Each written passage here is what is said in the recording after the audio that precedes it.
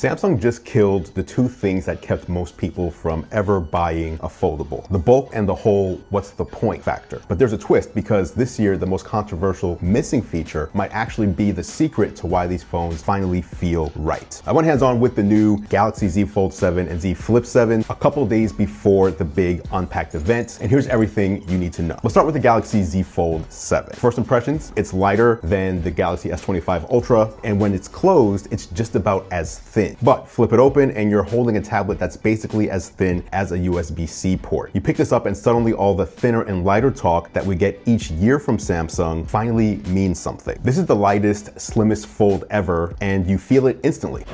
Oh. Apple is heavier?